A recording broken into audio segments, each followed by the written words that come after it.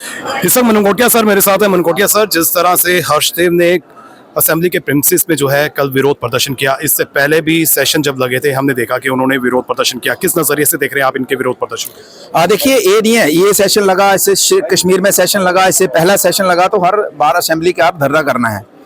धरने में दो तीन चीजें उठाते हैं।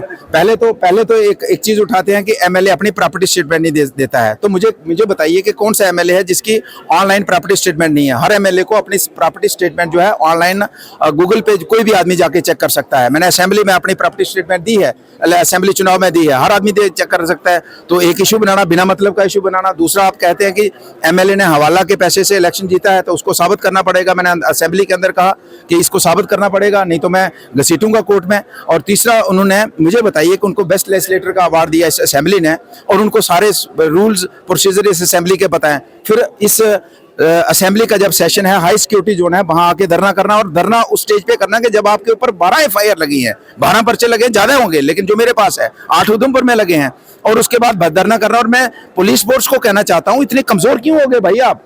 मैं डीजी साहब को कहना चाहता हूँ, आपकी पुलिस इतनी बैकफुट पे क्यों आ गई है? एक गरीब आदमी के ऊपर पर्चा लगता है, आप उसकी माँ को उठा लेते हो, उसके बाप को उठा लेते हो, उसके बच्चे को उठा लेते हो, उसके परिवार के लोगों को उठा लेते हो। एक आदमी के ऊपर 96 में पहला पर्चा लगा, आज तक लगातार पर्चे हैं। ना तो वो कोर्ट से बेल करवाता है, ना वो कोर्ट में स्टे करता है, और उसको आप खुले को घूमने की आजादी देती हो, जहां मर्जी धरना। उसी थाने में पर्चा लगा, उसी थाने में प्रोटेस्ट कर रहा है। तो क्या फिर कानून दो नजर से नहीं चलता है?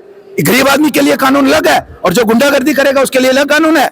तो इसलिए हमने स्पीकर साहब को कहा कि इस तरीके से जो आदमी कानून की पूरी धज्जियां उड़ाता हो, उससे पहले तो आप ये साबित करके, ये मैसेज देके कि वो मेंटली रिटार्डेड आदमी है, उससे वो बेस्ट लेजिस्लेटर का अवार्ड वापस लीजिए, ताकि जिन लोगों को मिला है उनकी भी मिट्टी बिलीत ना हो, और जिनको आने वाले समय में वो भी ह्यूमिलेट ना हो कि बेस्ट लेजिस्लेटर का अवार्ड तो पागल लोगों को मिलता है। स्पीकर साहब के नोटिस में आपने ये बात लाई, उनकी तरफ से क्या एश्योरेंस मिला है? उन्होंने एश्योरेंस दिया कि इसके ऊपर उचित कार्रवाई की जाएगी। इसके अलावा जो है आज हाउस में फेक न्यूज पर भी जो है आवाज उठाई गई, इसको आप किस नजरिए से? देखिए, फेक न्यूज की बात में भी कल मेरी जिन पत्र अब इसके बाद हम एक्टिव रहेंगे कि जिन भी मीडिया रिपोर्ट में, ऐसा नहीं है कि आपकी और मेरी लड़ाई है तो मैं जो मर्जी बोलूंगा और आप छाप देंगे, आप जो वाली बोलेंगे मैं छाप दूंगा। उन मीडिया वालों को भी साबित करना होगा कि मैंने हवाला के पैसे से कहां पैसा कैसे लाया है। मैं उन मीडिया को भी कटहरे में खड़ा करूंगा। और असेंबली में भी चर्चा चली है कि मतलब आपको जो घर में आया जिस मर्जी को गाली निकाल देंगे, जिस मर्जी वही आपको कोई डेमोक्रेसी है, लोकतंत्र है, तो आप जो उचित हमारे मीडिया अधिकारी, मीडिया के लोग हैं,